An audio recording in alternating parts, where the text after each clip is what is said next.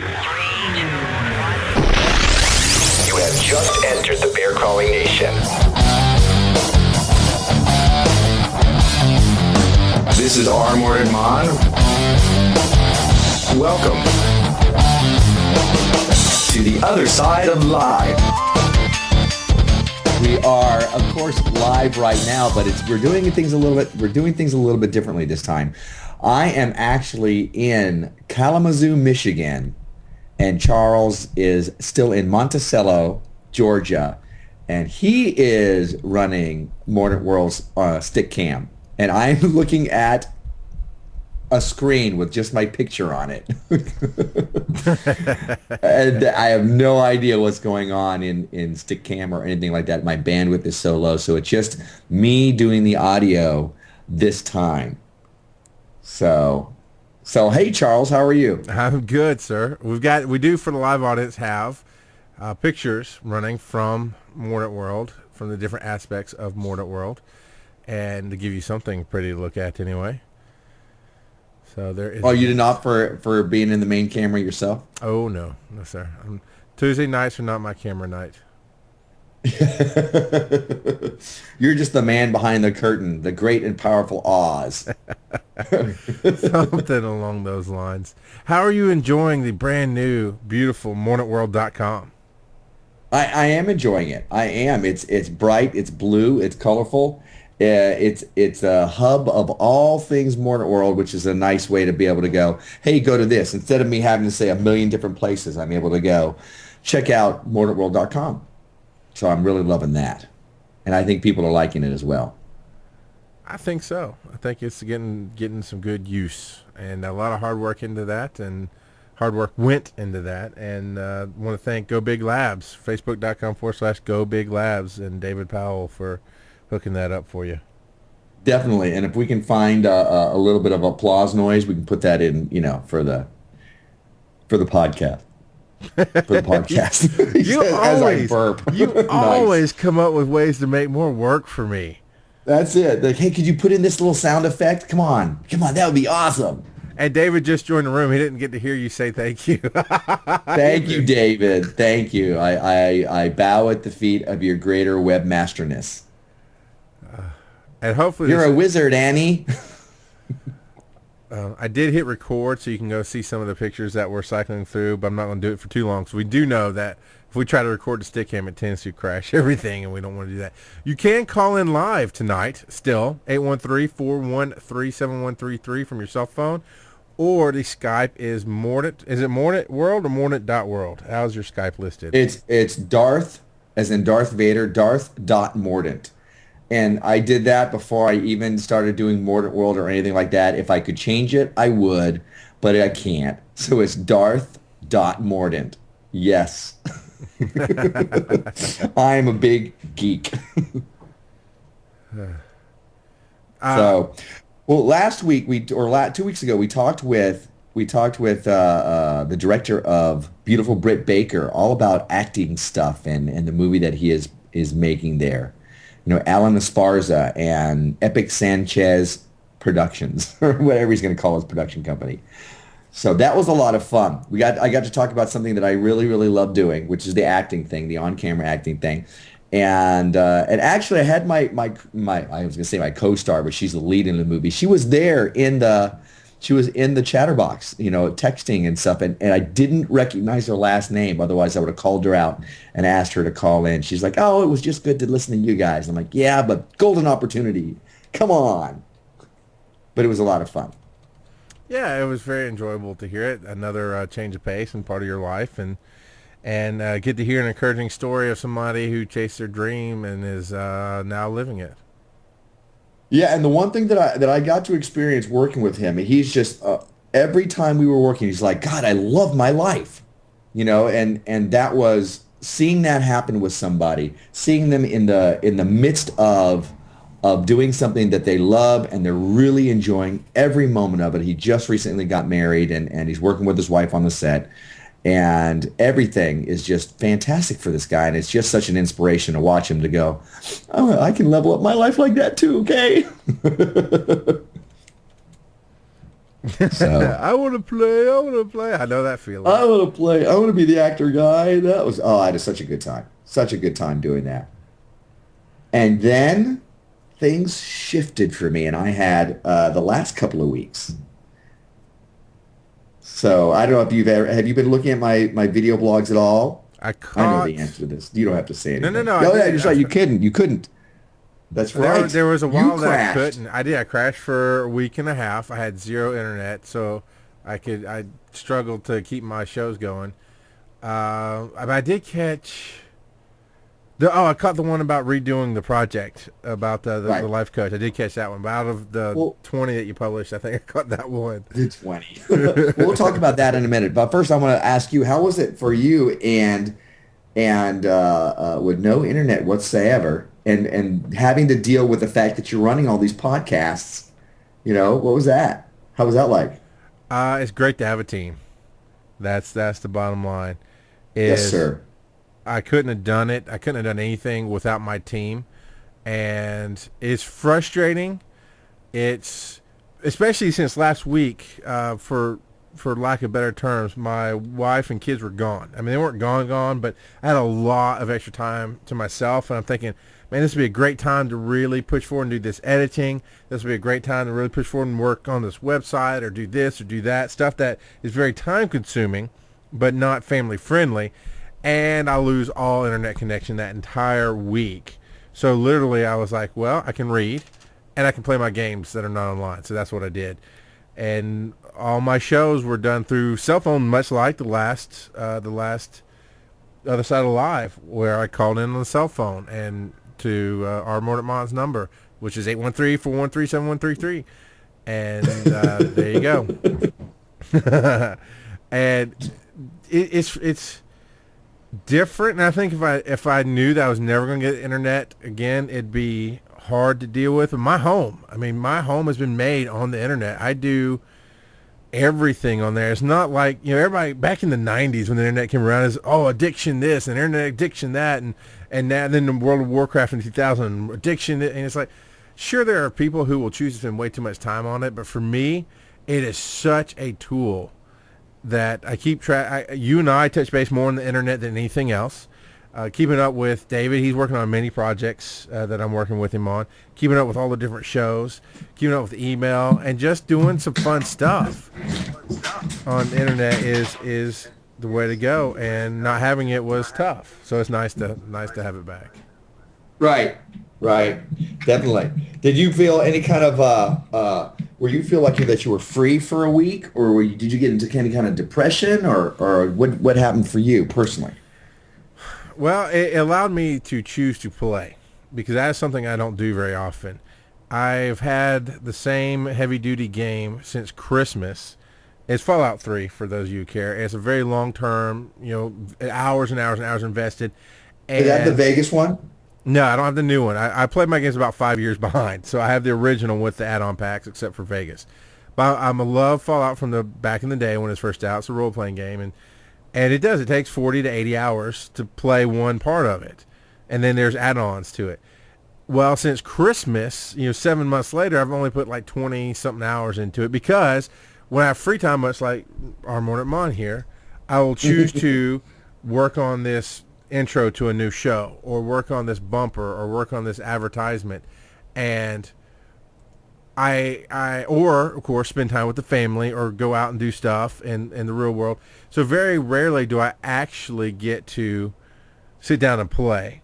So this week, instead of going, man, I really wish, because I had a whole lot of work lined up to do. I had recordings to do I still haven't got to do yet, but I went, you know what, it was kind of freeing, because I was like, okay, I can play guilt-free. I can come up here. I've got nothing else to do. I would come up and I'd play my game for 2 or 3 hours, and I'd go downstairs. I'd read my book that I hadn't read in forever. And I actually finished the book last week, which is the first time I've done that. What book were you reading? Not Odd Thomas, An Odd We Trust by Dean Koontz. I've got about 20 Dean Koontz books around here, and 3 or 4 of them I haven't actually read. So I finished that, and all just entertainment to take me away from myself, and it was cool. The trap part, though, I work from home. I do my job on the internet from home. I had to find a place, which I ended up working out a deal with my brother-in-law to go to his house and take over some office space for 10.5 hours a day. Get up in the morning and drive, and that was kind of the crap part of the internet being gone. Right. Right. Now, how long have you had it back? When did you get it back? Thursday night, right before my show. I was out. Ah.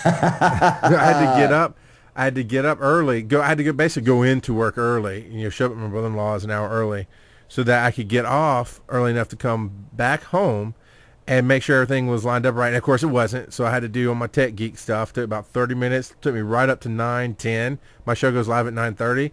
And man, I was pinging. I was running up and down the stairs and making sure everything was right and hooking it up and calling Steve. And 9:30 rolled around. We had internet. And we did the show, and it was good. Nice. Did you find that after Thursday it was difficult getting back to work, or did that week or so off just give you energize you and you just jumped into it again? It's hard for my standard work week. You're talking about, of course, the bear calling stuff, I assume. No, either one, not just bear crawling stuff, but either one. Well, no, working from home, I was able to go to my brother-in-law's and do that. So even though he had a lot faster connection, it was much nicer. I got a lot more done going to his house. It was nice not to have to get up 2 hours before I'm supposed to work just to drive somewhere and not waste time driving back and forth and gas money, that kind of thing. So getting back into I like my office. I have my office set up the way I like it. I don't get your lifestyle literally, because you'll go from place to place to place. You don't have anything that is your own. I mean, you next year when you come back, my office is almost guaranteed to be almost exactly the same as when you saw it this past year, because it's how I like it. Now we do have, those of us who travel, we have this thing where you kind of, when you get someplace, you have to put out all your stuff. And, you have it all set up so that, and it is kind of a way of saying, this is where I live. This is, you're staking your claim. And if you don't do that, I have found if I'm not able to do that, if I have to wait a couple of days before I can unpack, I'm a little twitchy. Because I need to be able to see my stuff. Oh, yes, this is my room. I marked my territory, et cetera, et cetera. So I do have my stuff out. I do have my TV is up. My Xbox is up. My computers are up in my room. Uh-huh. And I've got laundry strewn everywhere. Such a bachelor. So I mean, I do. I carry a little fan with me. I mean, there are certain things I can do, like you're talking about. I'll put out there. I've gone to the public library and pulled out a fan and stuck it on the table and plugged it into the floor, so I can be nice and cool while I'm working. Yeah, baby. So, but I have my multiple monitors. I have my mouse, my mice. I have multiple mice set up, keyboards. I have everything set where I want it. So going somewhere else, it really threw me out of my work zone. So I literally for 3 days sat on the edge of a bed up against a dresser, with the dresser being my desk, and worked that way. Right. So physically outside of my comfort zone, I had to work on my posture all week, so I wasn't hunched over. But yeah, I don't know. It's something about, I live in ordered chaos. My place is a mess. There's no two ways around it. There's piles of stuff everywhere, but I know it's in the piles. I know where everything is, and I don't like being out of that. So that was definitely the downside of the internet, because you find ways around temporarily. Like I said, if I knew I never was going to get internet again, I'd be probably a little depressed, going, how the hell am I going to do this now? Right. Yeah. You have to move. Right. So for those of you listening in, and I'm not sure how many people are in right now, but those of you listening in, and once again, the phone number is 813-413-7133. Give us a call, and we will begin to talk about what you would like to talk about. But until then, we're just going to jabber on about our lives. So you're going to have to suffer through that. Now, I had an interesting experience when I came here to Michigan, and I don't know if it was just because I've been running so much, maybe coming, flying in from the West Coast, from Seattle area, and then having to drive from Minneapolis to Kalamazoo, and just not getting, I'm still, my sleeping hasn't adjusted yet, so I'm staying up till 2 something in the morning and then having to get up early. I was just kind of getting a little bit of depression. And it might even been an energetic thing. There was a couple things that I hadn't been doing, or something that I'd done that I knew that my energy was, from the energy work that I do and the meditation that I do, I knew that was off, and it really affected me. So I had one of my vlogs was, just dealing with the blahs because I was definitely dealing with these blahs and I was just like, oh, I don't want to do anything. You know, I've been working on Mordant World for a while and it's starting to get to be, I don't want to say it's a rut, but it's definitely, I'm kind of doing the same thing. And I think there's a part of me that's hungering for that next big thing. But that next big thing lays behind a whole bunch of work. Yeah. So, dealing with that and how do you move past the blahs? That was one of my video blogs, and the other one, having to rework something that a project that I've been working on for a while, and I had somebody come up and go, "Nah, you kind of need to fix this," and I was just like, "Oh, redo the whole thing? What?" And I was just like, "Can I go throw up now?" And it's just how do you get past that? And I remember reading about Terry Brooks, who wrote the Sword of Shannara, and how it was one of his. He had done a couple of books, but then I think it might have been his third book in the series or whatever. And he finished the book, complete, done, brought it to his publicist so that they can begin doing rewrites, et cetera, et cetera. And after reading it, the publicist came back and said, I'm sorry, you don't have a book here.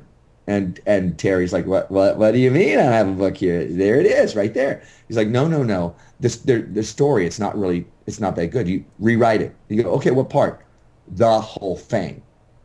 So Terry Brooks spent about, I think it was 6 months of just, you go through the different stages of whatever. First there's denial and then anger and then, that kind of stuff. He went through that for about 6 months and then trying a couple different things. And the publicist is like, no, you redo it. And eventually he got to, I don't know what it was that he saw it. And he's like, you're absolutely right. And he rewrote it. And I think it might have been Elfstones of Shannara or I don't know if that's the third book or the second, but it was like the second or third book. And he said, this was the one that was my breakout book. And I still think it's one of my best I've ever done. And I had to rewrite the whole thing and basically do a new story. So that's somebody who was able to overcome, doing that kind of thing. And that's a lot, especially when you put that many man hours, that many brain hours into something that's your baby. Anybody who's a writer knows that's your child. And dealing with editors in the first place is just unless you have somebody you trust and they have the book's best interest at heart. Yeah. So having to deal with that and so the question kept coming to my mind, and other people have been asking this, well, how do you push through this? Well, how do I push through this? And for me it was, especially with the blahs, it was just getting back to basics. Getting back to the affirmations, getting back to figuring out, looking at my plan again, looking at my roadmap, which I have much more of a roadmap now than I ever have, and just going, okay, baby step this, just beginning again. And actually, what it was interesting as I was doing I think the very first vlog I talked about. Had done was about never having enough time and creating that space, but I talk about that a lot. I think it was during the blah vlog, the vlog about the blahs, where I was sitting in and I'm staying at Allison's house right now while she's in Alaska, and Jeff Tortuga is also living here. But I was sitting in the backyard and I'm doing this vlog, and as I was doing it, I kind of came out of my funk, and so it was, and I likened it to. If you ever see the movie Oh God with George Burns and John Denver, and when he first meets God, he's in his bathroom and he's just taking a shower. John Denver's just taking a shower. He's all freaked out. And George Burns, who plays God, is saying, why don't you shave? And John Denver's like, what? He said, trust me, shave. So he starts lathering up, and they do this whole scene while he's shaving. He's like, it's been proven that if you do something normal, it will help you feel normal even in a weird situation. So for me, getting back into doing the vlogs again, getting back into, and I'd only, kind of lagged by a week and a half or so, getting back into my affirmations, getting back into the meditation, everything like that. And just for most of us, the blahs, it's just kind of like this desert. And eventually you do come out on the other side unless you're clinically depressed or something like that.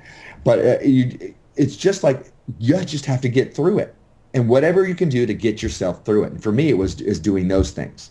So that is my advice to anybody who's going through a similar situation.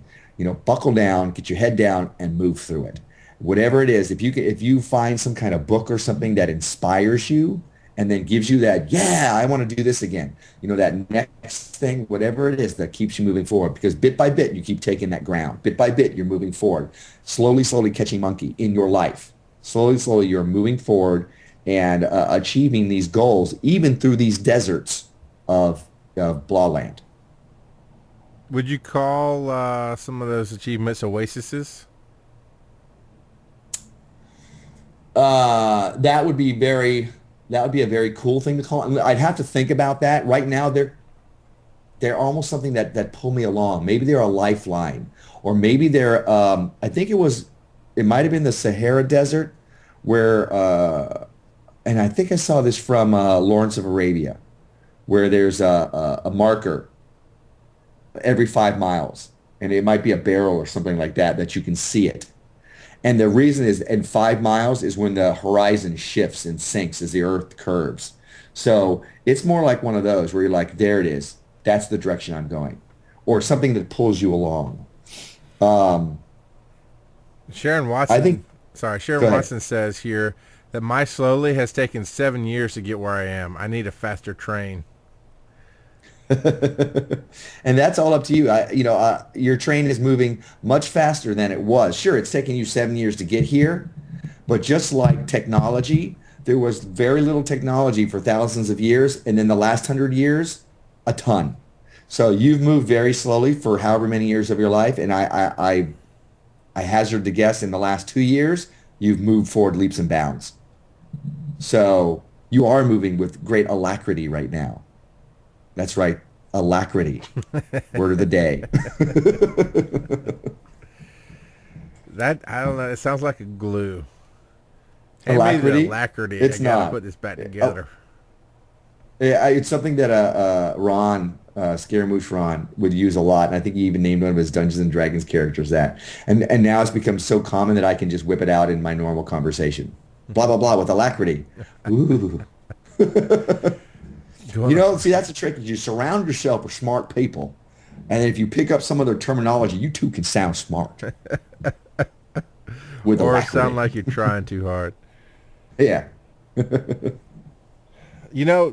Looking back over that last week, and I think you've hit these moments too, where basically I was hands-free. I mean, I called into your show. I called into the road show. I called into my own show. I didn't have to do any work. And there's a point where, of course, I'm working towards is that I'm trying to ultimately have a team that I can pay, that I can go back to that, where I'm just hosting the show. I have a team that will edit. I have a team that will produce it, record it, all that. But at some point you could go, man, there's a lot of work. We've done a lot of work to get where we are, and this, I think, applies to everything you've done. There's a lot of work to get where I am. Man, there's so much work to get where I want to be. Is it worth it? And there's some moments in your life that you can just go, I could just walk away right now and the world will keep on turning. And I didn't really have that moment this week because I was like, I love talking, and I was still able to do that. That's my crack, if you will, is just talking to people, talking on the radio, whatever. And if I don't have that, that's what throws me off, puts me on tilt, as they'll say in poker, is if I can't do my show, my world doesn't feel right. It doesn't feel like everything's doing what it's supposed to do. But the rest of it, there's definitely been moments where I'm tired. I've been sick, had stuff like with the internet happening that he's like, should I just walk away? Because life would be simpler. For you, life would be simpler if all I had to do was Tortuga Twins, no more Mordant World, no more book signings. I could breathe and level up my WoW character. Do you have those moments where you just have to make that decision to keep on trucking? You know what? They're very few and far between. I've had hints of those moments. I've had those moments before. Now I have hints of those moments where it just lasts for, this, as the saying goes, as my friend Serena Stone would say, your highs are higher and your lows are higher. So my lows are just momentary. I'll be like, ugh, I don't really feel like I'm doing much. And, because I've gotten so used to doing quotes and affirmations and the video blogs, et cetera, et cetera, et cetera. And honestly, right now, the highlight of all of Mordant World is this show. I was really looking forward to doing this show, especially since we released a couple of episodes today.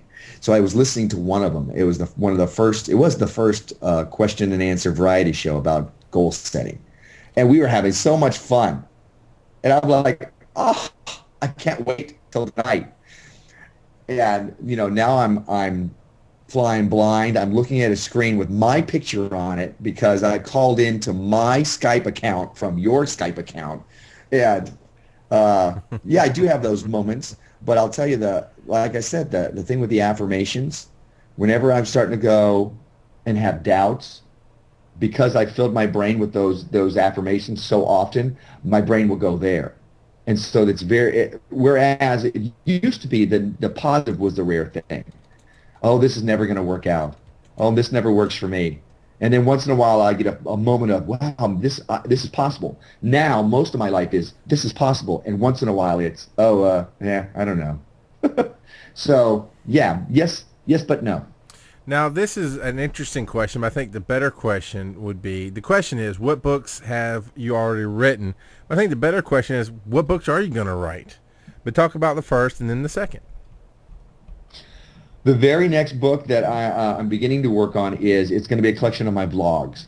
It's like as I'm doing them, I'm writing them already. And of course, it's going to need to be edited, but I'm getting them transcribed, picking out the ones I want to do, putting them into like collection. It's almost like my own personal chicken soup for the soul, a collection of little stories. So that's the very first thing. And then I think that as I move forward with the motivational speaking and get my speeches together, that's going to be one of the books. Certainly leveling up your life. Certainly talking about how all of this difficulty, all of these things that we face, these hardships, they're not personal. They're training. You go through certain things in your life, and it's either teaching you something that you need to learn or showing you an area that you need to work on, or giving you something that you can talk to somebody else about. If it's a horrific experience, then you can talk and bond with somebody else who's had that same horrific experience, Sure. So I think that first it'll be the vlogging book, and I may even call it my vlogging book. And then the next will be whatever comes out of the motivational speaking. And that's always an interesting area for me. I'm like, hey, moving forward. And then why am I dragging my feet? Or why am I letting myself get caught up with everything else that's going on around me? Oh, because that's the way you and I are. Happy, joy, shiny. Yeah. But to talk about your chicken soup for the tequila soul or whatever your book was that you wrote.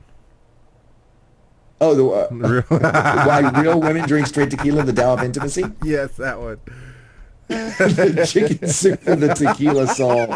Oh, new book, dude. That except the chicken soup part is copyrighted, but that would be a great one for your vlog. The chicken soup vlog for the tequila soul or something like that. There you go. But anyway, that was a brainchild of Serena Stone, and she had, we started working together in 2006, but a decade before is when she started writing it, and it was really the result of her bitterness towards some relationship experiences she had. And then she wrote on it for a while and then put it away. And then in 2006, we drug it out again. And she's like, you know what? Why don't you funny it up? She knew that I could write. She knew I was funny. And she was a different person at that time. So it's more insightful. It's not so much a book on how men suck.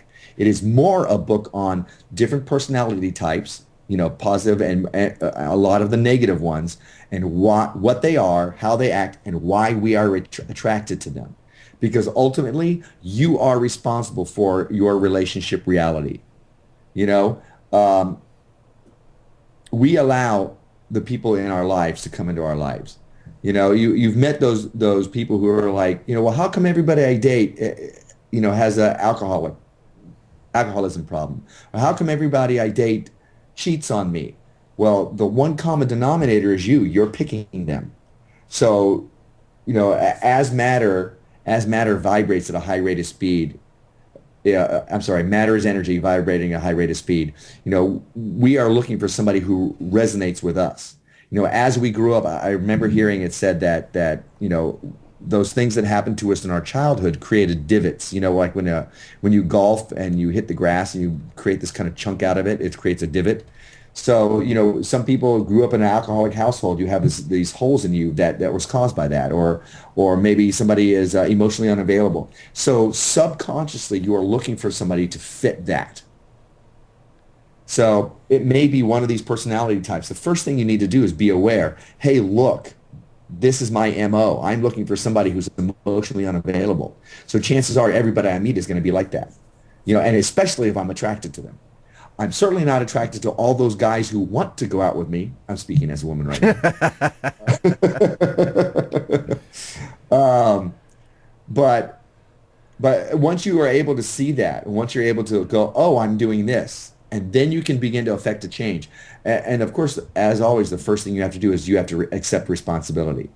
But that also frees you up to be able to say, then that means that I have control over my life and I can make those changes. Instead of life just happens to me and I have to take what I get. No, no, no. Au contraire.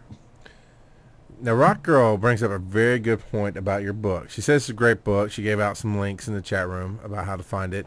But she says, I wish it was an audiobook. You would think that the audiobook king would do that. You know who would be great at the audiobook version of this? Serena. She reads out loud better than I read in my head. I'm listening to her. She's like, do you want me to read it out loud? Yes, please. We could do that. So I could produce that. She would be great at it. And of course, mine will have many takes and a lot of cursing and a lot of laughter. And eventually it'll be done. But that's something that you should, I think, move up to the top of your list, because it's a lot easier for people to listen than it is to read today. And you get people to read your book, and we could produce it to the nation and get it put up on your website. That is possible. That is possible. And if enough people start screaming for it, maybe we'll do that. Which means that you guys are going to have to say something somewhere on Facebook. They're maybe? saying it on the. I'll go to facebook.com/Mordant World / we want your book audible.com / do it now.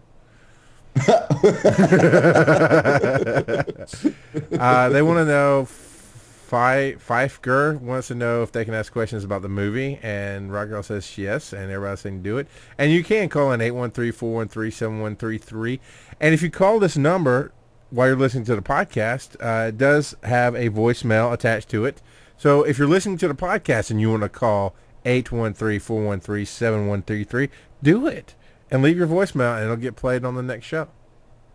That's right, because what I'm getting is a lot of people calling in, and there's all I hear is beep, beep.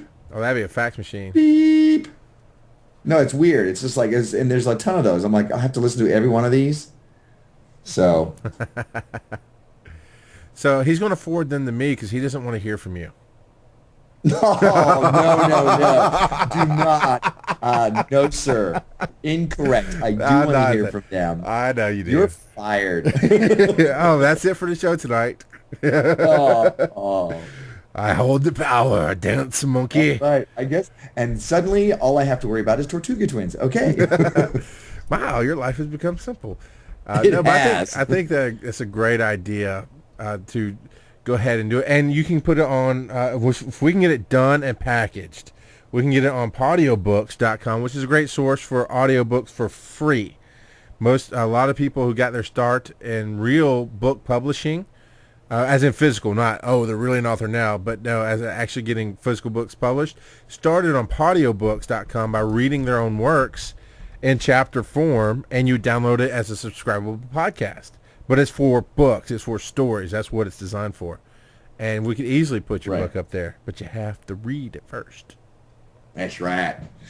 And that's why, when it was put out to me to do Neil Desperandum's, why don't you go ahead and pimp him out right now?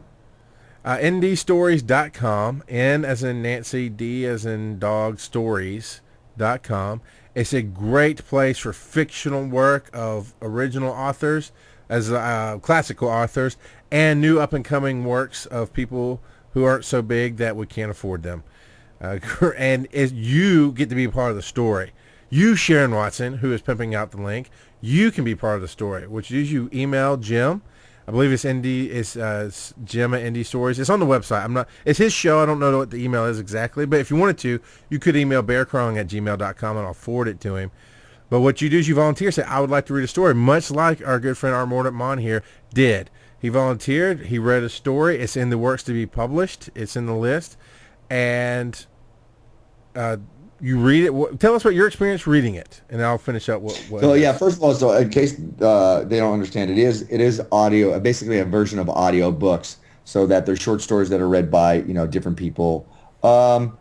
I did it because I said I was when the very beginning when you asked me this, I was all excited about it. And I thought this will be great, and then he gave me this long thing, and I tried doing it on my own, and I was just like, ugh. So I shelved it. But I knew that, listen, the universe has dropped this in my lap because I need to learn how to read this stuff so that I can have experience doing voiceover stuff, so that I can read my own works or do other voiceover stuff. So that's why. And eventually, we knocked it out in the course of a day while I was at the Bears Den. Yep. And when I was with you, it was fun. I had somebody who could say, okay, stop, start again, yada, yada, yada. And there was a lot of laughter and a lot of cursing. But eventually it got done, and me screaming at Jim, and he's like, he couldn't stop laughing, but his ears hurt because I kept yelling at him and flipping the pages around on purpose. So it was a good time. I'm really curious to hear how it turned out. Right. I'm not sure. I'll have to touch base with him to see when the next one is coming, when yours is coming up in the list to be published. So what happens, as you see, he volunteered. He got a story. Some of them are really short. Some of them are really short. His happened to be just a longer one because he's got a great voice and a talent for it, so quit complaining. We appreciate your talent, damn it. But anybody can do it. As long as you have a microphone or some way to clearly record your voice, you read the story, and you get put out as a show. And the common theme is the common theme throughout the entire Bear Crawling Nation, including the other side of the live here. It's the human connection. These aren't just stories. They're not just fictional stories. It's stories with a point. It's stories that make you think about different situations that you don't come across every day, and the human element in these stories. And I love working with that show, and I'm very glad that you volunteered to do that. Yeah, it was a lot of fun. And actually, by the time I got to the end of the story, I'd fallen in love with it. It was like, oh, wow, this is really a cool... And it was a short story. So I'm glad that we're able to pimp out World Traveler Jim's... it is Jim's thing, right? Yes, it is Jim's thing, yes. So you tell him that we're pimping him out here at the other side of live. I will indeed. And if you write short stories, you can submit them to Jim via the website as well, and he will get with you on whether or not it's right for the show or what he can do with it. But yes, it's a great place for new authors to try out their work, have other people read it and perform it and that kind of thing. So it's very cool. Right. Now, before we're coming down to the home stretch. We got about 20 more minutes, unless we go longer. So I'm going to invite anybody who is out there who is listening to us, 813-413-7133. Call in with your experience. If you want to talk about the movie or anything else, that's fine. But I'm just throwing out there, since we were talking about the Blahs and working through, having to start over or whatever. If you have any experience that or if you have a system that you were able to throw at us, or an idea for this is what worked for you to get through the Blahs, absolutely give us a call. Or if you just want to let us know a little bit of what you went through, that would be great. So 813-413-7133. But until then, Charles and I will keep chattering.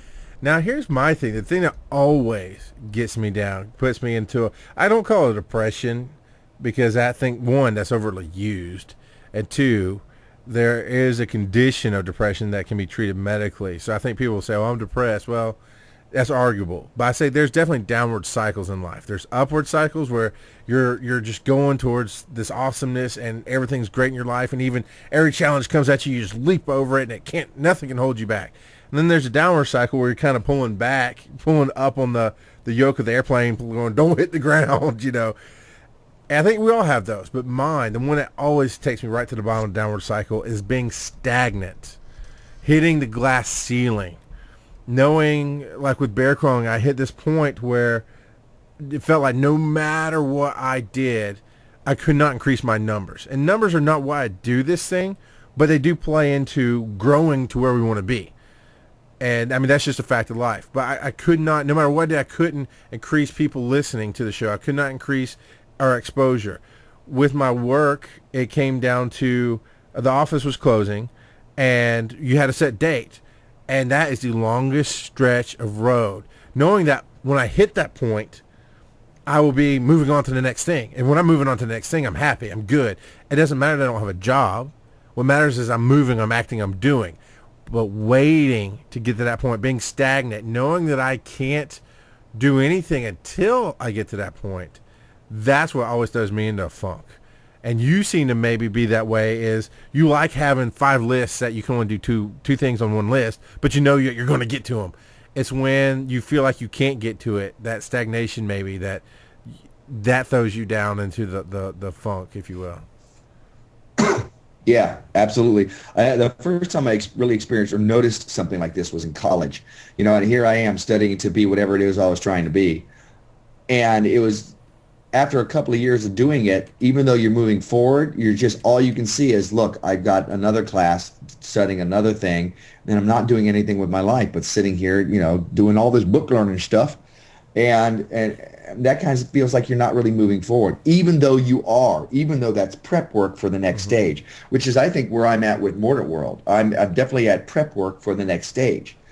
Now, I've got some great stuff going on. Like I said, this live show, I'm loving it. I'm loving the human connection, which is why tonight is really difficult for me, because I'm just staring at the screen, and because I have so little bandwidth, I can't even pop open to see what everybody else is doing. I'm just kind of here. And so when nobody's calling in, I'm just like, okay, it's hard just, you know, staring at that. But I love this show. I love the energy that we put out, and, you know, the stuff that we're helping we're sharing with people and helping them, and it's certainly the stuff that I am learning just from, you know, from other people coming in and with their comments or stuff spewing out of your mouth or out of my own mouth. I'm like, wow, that's really cool. And it looks like we actually have a caller. We do. So. Yes. Hello. How are you? Hi, who is this? Heather King from Georgia. Hi, Heather King. How are you? Again. I finally thought of a question. Excellent. Is this your first movie that you're in, or that you've ever been in? No, I've done quite a few shorts. So mostly like 48-hour film projects or something like that. Most of the stuff is based out of Minneapolis, and I've done one other full feature-length film, which I don't think is out yet, called Spinning Out, where I play a very small part. I will have to make sure to look into that. Now, so there are.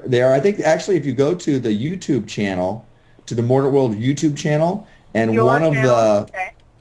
one of the sections, it has a couple of those videos in it. Sweet.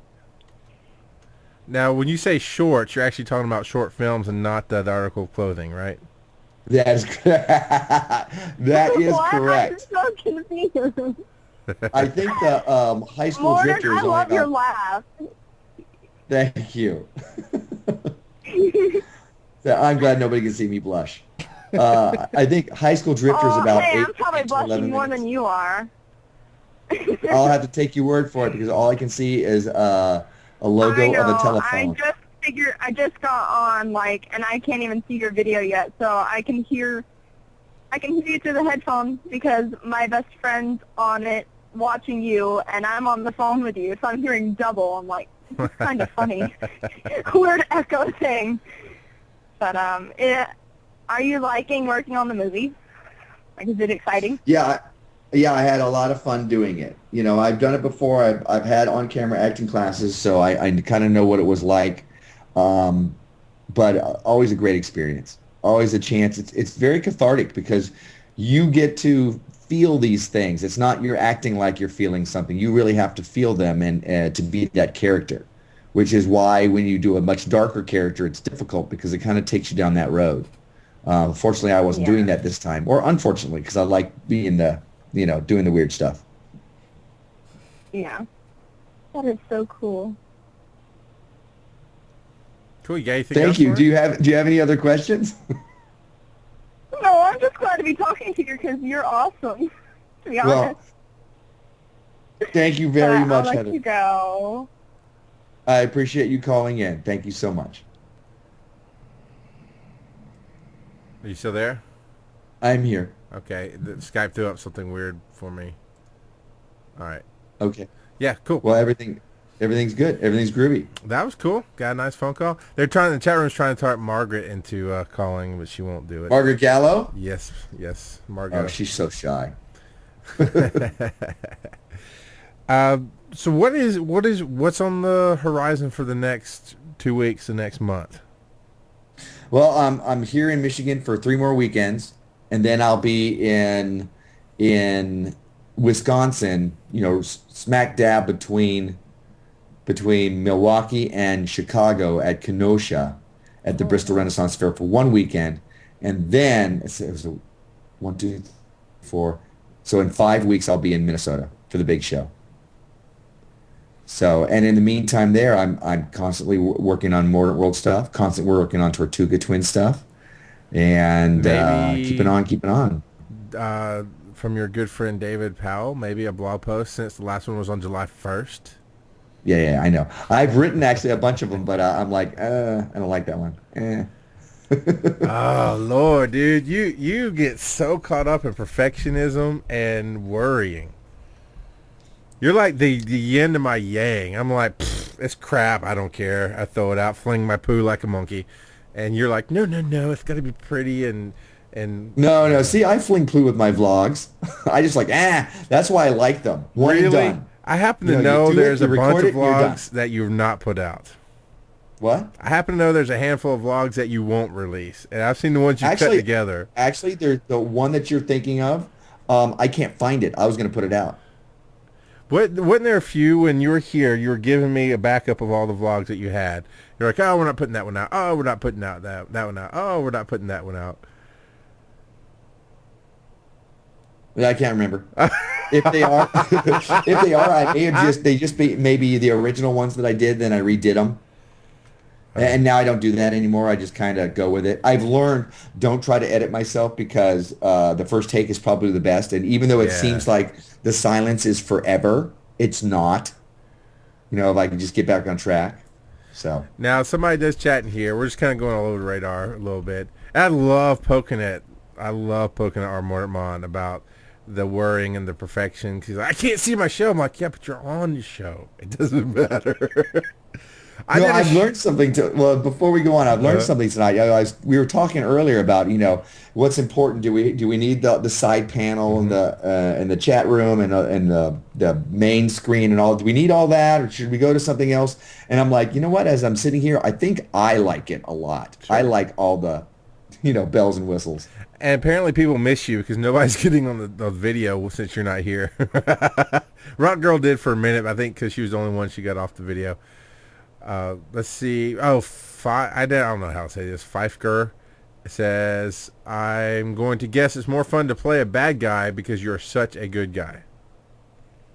Talking about your movies, I guess. We'll go with that.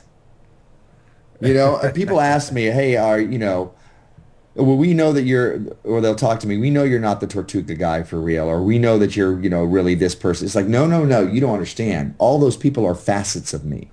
I am the wild and crazy Raphael. I am the hip, cool, nice guy Mordant. I am the insecure and not sure of himself Ricky. When you do on-camera acting, you're bringing a piece of yourself. It's not like if you have to play a doctor, you're not going to be, a doctor has to act like this. No. What would you do if you were a doctor? Because maybe that's what they want to see. What would you do if you were the serial killer? Because if you try to be a serial killer, then most everybody else who's auditioning for that part has done the same thing. Yeah. But maybe you have a certain something that you bring to the table that they're like, oh, we want you to do that.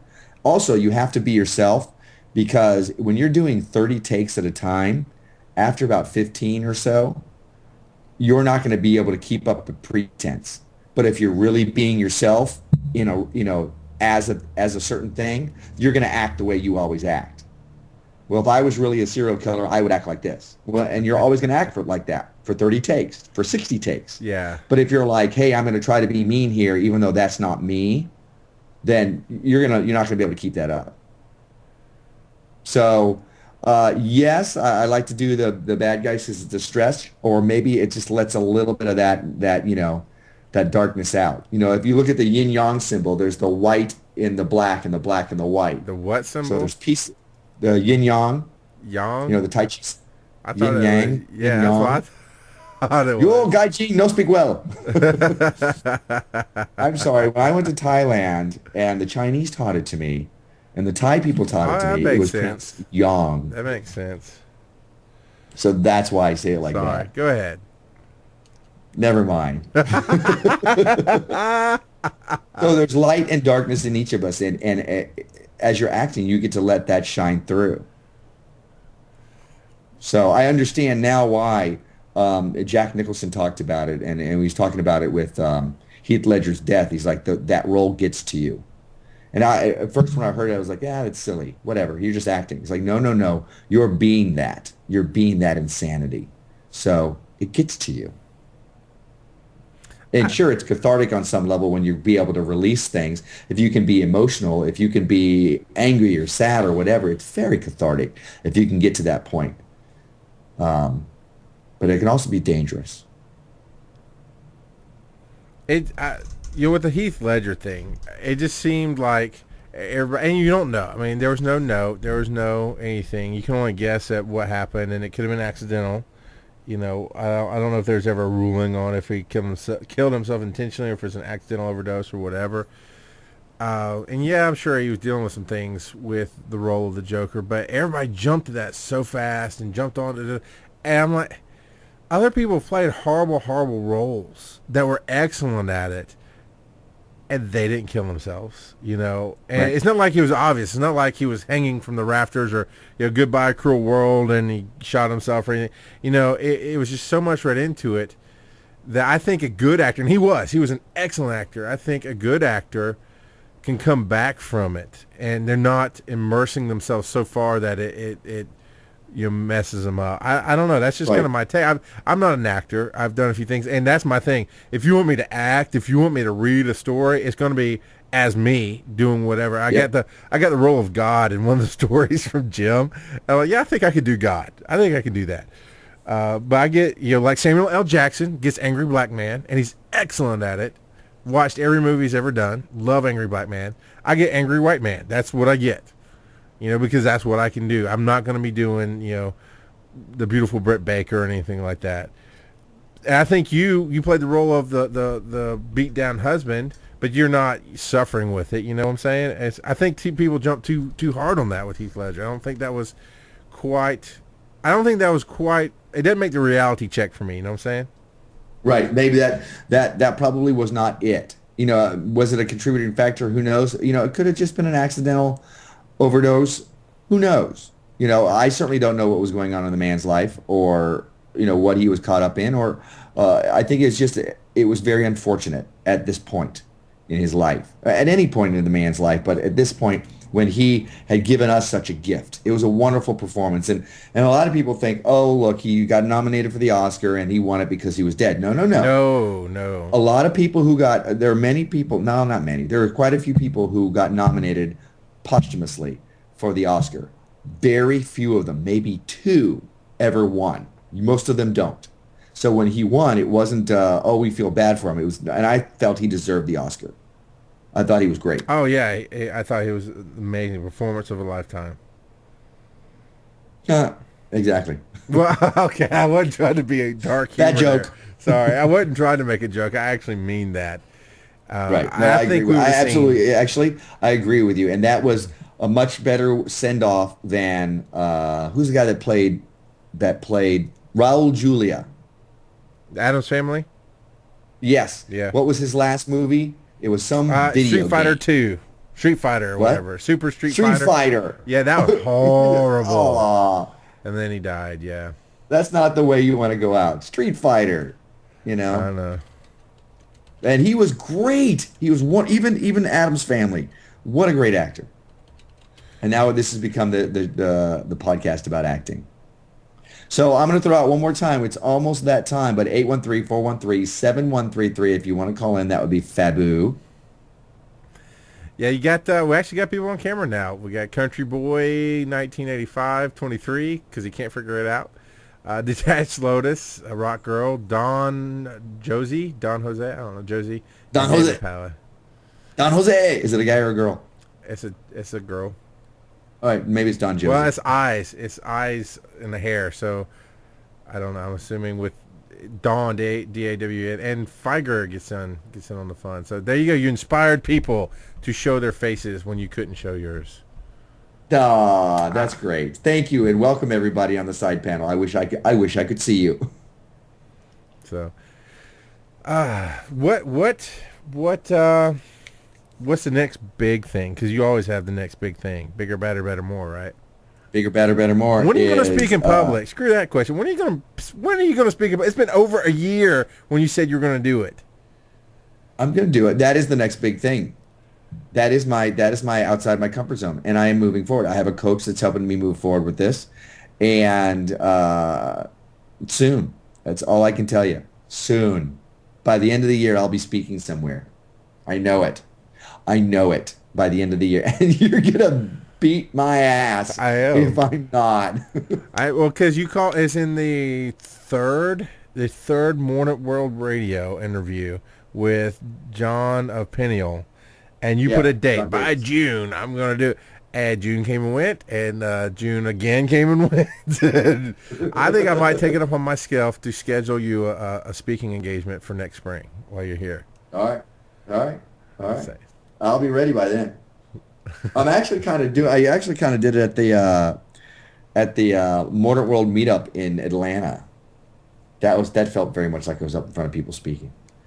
Those 5 people were really impressed. You know what? And I just keep pressing on. That is my next big thing, honestly. Unless, on my way to that, if I find something else, and that's not a side trip, but it's oh, hey, look, I got the live show here. Oh, wait, hey, look, there's this. But definitely towards motivational speaking, that is the next big thing. I got to say one of my dreams is just this would be a cool life to have is one of the guys I go to for guidance, for teaching. He calls himself a bishop, whatever. He does lead a church, and I kind of hesitate to say that because that throws a lot of people off. But he's a good speaker. It's much like you go to your motivational books for guidance and inspiration. I like what he has to say, and I learn from him. But man, he talks about he's done it for so long. He's gotten so good at speaking and motivating people that he gets those calls where he's off to Vegas to talk at some conference, and he's off to New York City to speak at this conference. I'm like, that's what I want to do. That would be so cool to be the person that they like what you do on your show or what you do with the nation or what you do with your writing, that they call you and say, hey, we love what you do with podcasting. Will you come and speak here about this?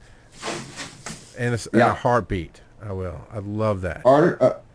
Allison sent me an article, or sent me a magazine. It's from Inc. magazine, and it's an article about this guy who does motivational speaking, and it's called The Art and Business of Motivational Speaking, and it's with your guy Josh Shipp, S-H-I-P-P, and he's like 30-something, and he looks like he's a kid. He just looks really young. But I've read through most of it. I haven't read the whole thing. It both inspires me, and it's also very daunting. Because it's just like, wow. Because I'm looking at people who are the best of the best, and I'm like, I don't know if I'm that good. But yes, it's fuel for my fire to move forward. I would love to be able to do that. Or I'm speaking with Ronnie Rocks about the women she is surrounding herself with who are affecting people globally, and putting together seminars and helping enrich lives, globally. And I'm like, I want to be a piece of that. I want to be a part of that. And I want to lend myself to something greater. Yeah. And the only way for that to do that is for me to level up my life so that I am at that level, and make myself ready. Study whatever it is I need to study. Learn whatever speeches I need to learn. Do a great live show podcast every other week so that when people listen to it, they're like, oh, wow, that's awesome. Why don't you do it over here too? I still have that dream of you and I sitting together in a radio room and putting out something every other week or every week and making a living out of it. I think that would be great. And then being able to go to the seminars and conventions and et cetera, et cetera. This is fun. This is a great life. I want to do it bigger, better, better, more. So I have to put, aggregate my fecal matter so that I can, get my poop together so that I can be ready for that. Because the opportunity is going to come my way. And if I'm not ready, then shame on me. And Sharon Watson says, and you will. Thank you, Sharon Watson. Now, when you and I were still getting to know each other, I mean, I guess we're still getting to know each other, but we know each other better. We went to a conference together about motivational. It's a motivational business seminar with Bill Cosby and them. And we were talking, and you were still kind of feeling me out for what I was doing, where I wanted to go with my life. You're kind of still in that life coach mentality. Not that's a bad thing, but I could tell you're like, and well, what is it you're going to do? What I said, that Bill Cosby, what he did, that's what I'm going to do. I don't need a speech. I don't need to be the expert. I'm going to be the person that entertains you, that comes out and just speaks about life and my views on life. That's my stage right there. And that felt like home when I answered that question. Right. So that's, we've got our beacons, on the other side of the desert. All we have to do is get through it, Yep. And I want to challenge everybody who's listening. A lot of tonight has been showing some of the chinks in our armor. A lot of tonight has been sharing our own humanity, sharing our own, some of the doubts, some of the, the blahs that we go through, and oh no, I've got to start this over, and things like that, and sharing with you how we get through it, whether it's just putting our heads down and bulldozing our way through, or finding ways to get, help us just pick ourselves up again.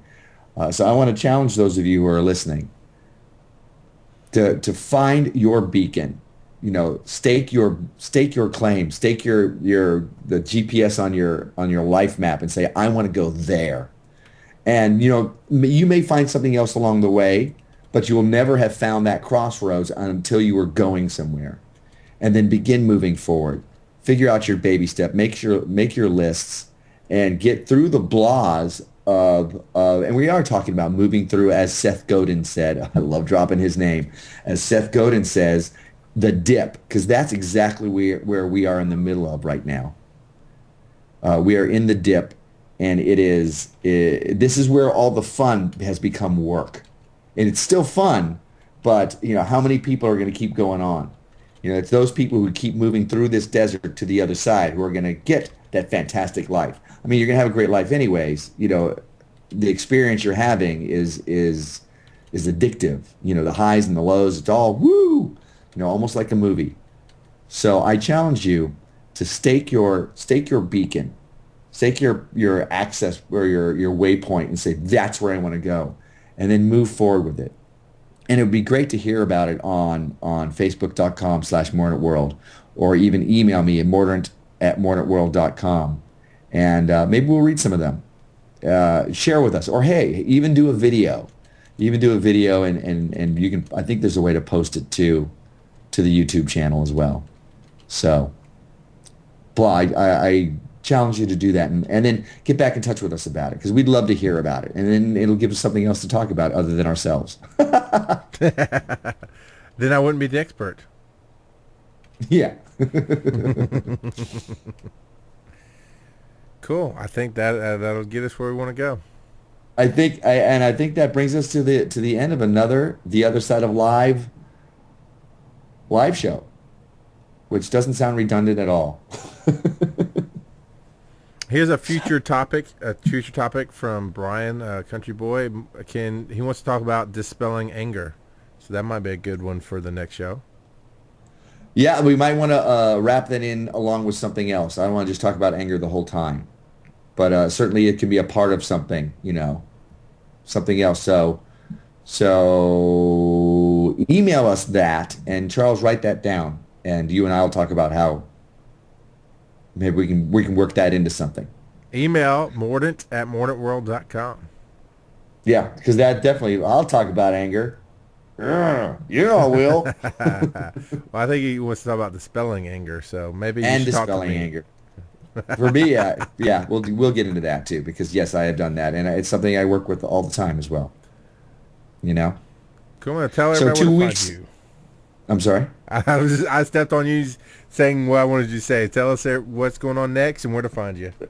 Oh, 2 weeks from now, on August 2nd is where we're going to be.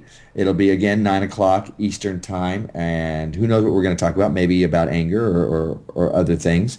I believe I'll still be here in Kalamazoo, so it's going to be another one of these. And 1, 2, yep, I am still in Kalamazoo.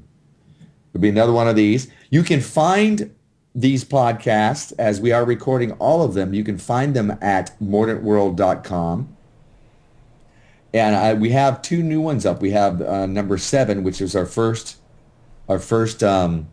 question and answer variety show, which is kind of what this is the theme of the show has turned into, is up. And number 8, which was Your Money or Your Life. And that had our guest star, Ron Bauman of the Tortuga Twins, Scaramouche of the Tortuga Twins, talking about his experiences with Dave Ramsey and the Total Money Makeover and how that's changed his life. And that's posted there as well. So those are a couple of ones to check out. I think we're going to get beautiful Britt Baker about the movie. I think we're going to get that one up soon. And then this one as well, which is, I don't know, we'll have a groovy title that makes sense. So you can find all those at mordantworld.com. And, of course, you can like us on Facebook, like us here on Stickcam, or subscribe to us on Stickcam. Mm-hmm.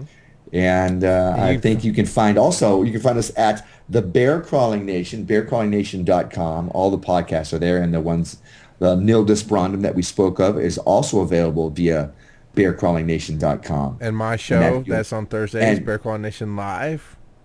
Bear Calling Nation Live. And what is it? How do you pimp that out? What's it called? Metal Attitude meets talk radio, man. Boom, baby. Humor. It is not your grandma's podcast. It is not your grandma's podcast, unless we have your grandma as a guest, and then it's, we'll tone it down. And mordantworld.com/the symbol plus. You can find the new Google Plus page for Mordant World. mordantworld.com/plus. I said it there. Now build me a website, David.